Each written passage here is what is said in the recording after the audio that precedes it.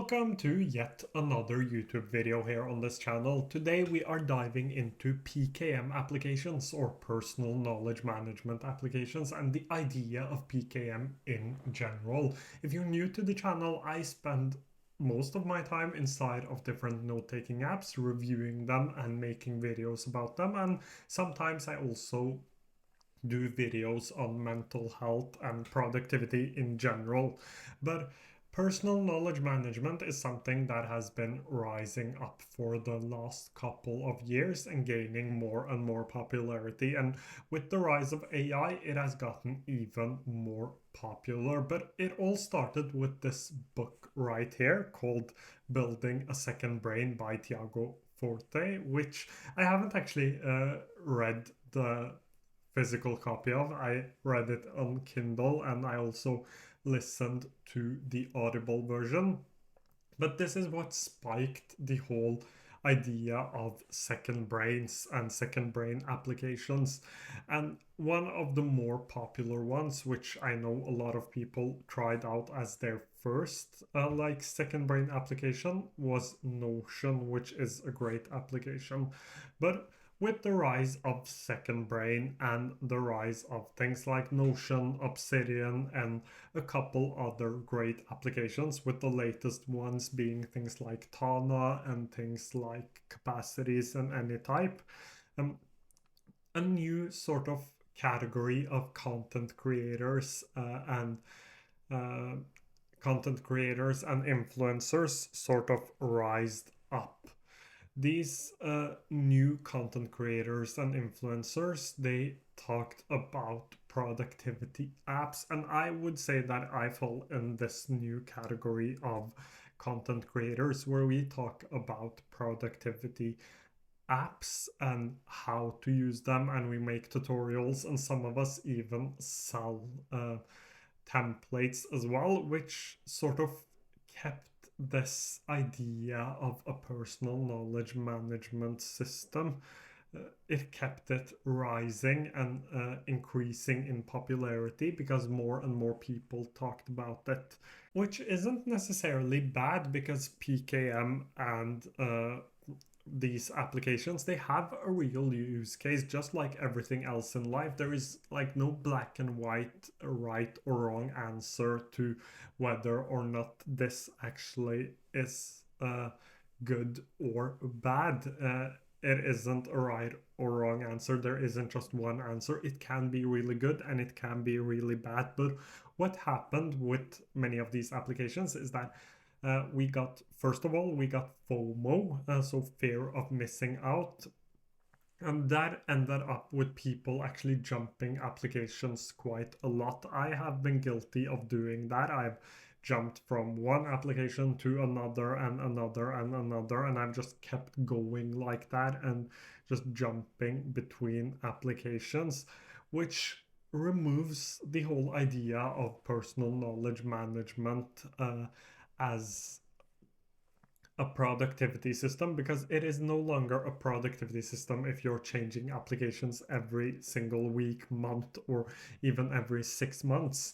Then it becomes a tool for procrastination, which I have been guilty of using PKM for, as a tool of procrastination instead of a tool of actual work. And there are also different levels to this. So at the level I'm at, where I make videos about it, I test out different applications. It is no longer just about being productive. It is also, in my case, a hobby, something I enjoy doing and something I enjoy spending my time on.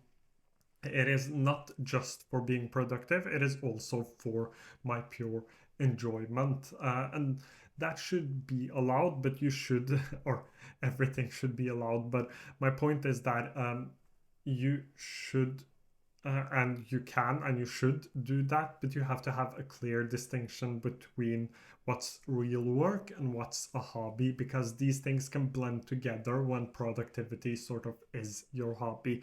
But that was the first like huge problem. We got FOMO, and this then does not just apply to note-taking applications. It also applies to organizing inside of these note-taking apps, because we feared that our system was lacking something, and if we implemented this one thing that this content creator had, our systems would become better, and our whole general like life and productivity and things we were able to accomplish would actually become better just by switching a few things in our system. And we would keep on just switching things on and on and on, which for most of us would end up with us not being more productive, actually the opposite.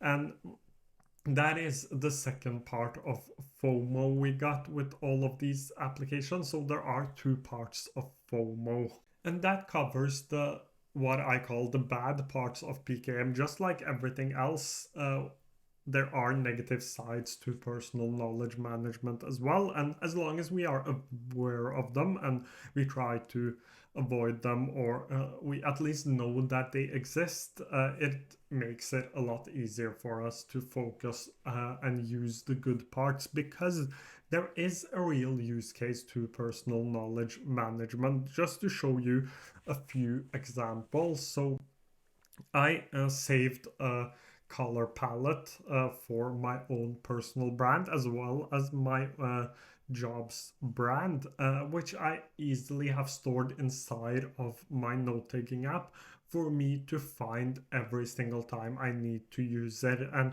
you might say that I could just put these inside of the applications I'm using.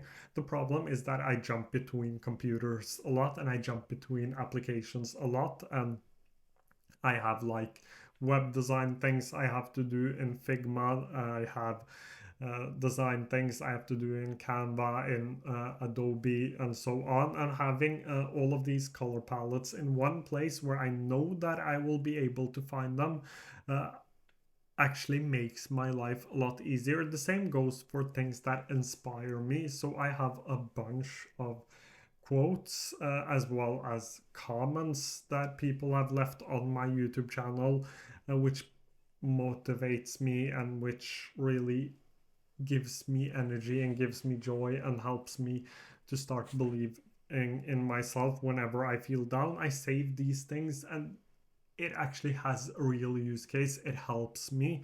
So my point here is that personal knowledge management, PKM, actually has a real use case if you save the right things. But it can also be, or end up being, just a tool for procrastination. And I feel like it is really important that I talk about that, since I spend so much time talking about note-taking apps and productivity apps, and talking about the next new thing and what I think will be the next new thing. And it is just really important for me to actually go on here and talk about the negative sides as well. So the point is simply that PKM is a good thing, PKM is a positive thing, but you have to take a mindful approach towards personal knowledge management, and you don't have to let it consume your whole life, which I know has happened to me a couple of times, to the point where I stress more about my personal knowledge management than anything else in life. And that is a problem for something that is supposed to help you stress a little less. So that was it for today's video. If you enjoyed it, I would love for you to subscribe, like, and I hope to see you again quite soon.